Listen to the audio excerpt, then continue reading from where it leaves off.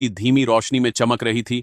पहली आवाज ताले के बीच में, हल्की, जैसे बच्चा दरवाजा खटखटा रहा हो। कपिल ने हैमर को ताले के बीच रखा, एक हल्की चोट मारी, टक। ताला हिला नहीं, लेकिन अंदर कुछ खिसका कपिल को साफ सुनाई दी। एक बारीक सी आवाज जो बताती थी कि अंदर कोई पुर्जा मूव हुआ है। दूसरी आवाज, पहली आवाज के ठीक 3 सेकंड बाद, ताले के ऊपर बाईं तरफ थोड़ी ज्यादा फोर्स। कपिल ने गिनती की, 1, 2, 3 और हैमर मारा, टन। और फिर एक और आंतरिक क्लिक। कपिल की पीठ पर पसीना आ रहा था, लेकिन हाथ स्थिर थे, क्योंकि दादा ने कहा था हाथ अगर कांपा तो ताला अंदर से जाम हो जाएगा, फिर कभी नहीं खुलेगा।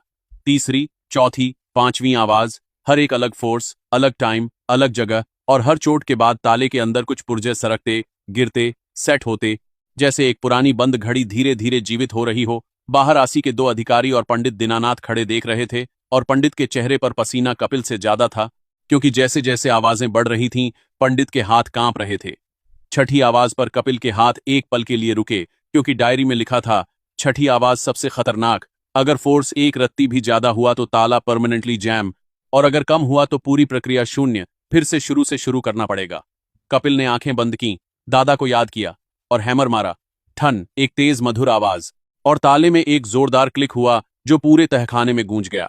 अब बस एक आवाज बची थी, 7वीं, और डायरी में सबसे आखिरी लाइन लिखी थी दादा ने, बेटा, 7वीं आवाज हैमर से नहीं, दिल से मारनी है। ताले के ठीक मिडिल पर, हाथ से नहीं, एक मुट्ठी से, और बोलना, हर हर महादेव, क्योंकि ये ताला बनाने वक्त परदादा ने यही मंत्र पढ़ा था, ताला उसी मंत्र पर खुलेगा। कपिल ने हैमर नीचे रखा, अपनी मुट्ठी बनाई, ताले के बीच रखी, और हर हर महादेव बोलकर एक हल्की चोट मारी, और जो हुआ वो पंडित दीनानाथ को छोड़कर किसी को यकीन नहीं था। ताला खट की आवाज के साथ खुला, कुंडी अपने आप गिरी, और पीतल का दरवाजा एक हल्की चरमराहट के साथ थोड़ा सा बाहर की तरफ खिंच गया, जैसे 70 साल बाद पहली सांस ले रहा हो। बाहर आसी अधिकारी की आंखें खुली की खुली रह गईं। पंडित दीनानाथ दीवार के सहारे खड़े रहे, क्योंकि उनके पैर जवाब दे चुके थे, और कपिल ने एक गहरी सांस ली, मोमबत्ती उठाई, और दरवाजा पूरा खोला। अंदर से एक ठंडी हवा निकली जो 70 साल से बंद थी, और हल्की सी धूप और पुरानी मिट्टी की गंध। कपिल ने पहला कदम तहखाने के अंदर रखा। सीढ़ियां थीं, पुरानी, पत्थर की, 12 सीढ़ियां नीचे। कपिल उतरा, मोमबत्ती हाथ में, और जब नीचे पहुंचा तो जो देखा उसकी आंखों पर भरोसा नहीं हुआ।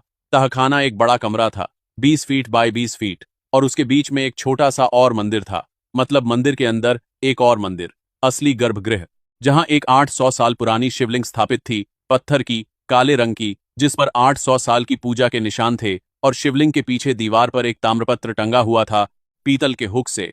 कपिल ने धीरे से ताम्रपत्र उतारा,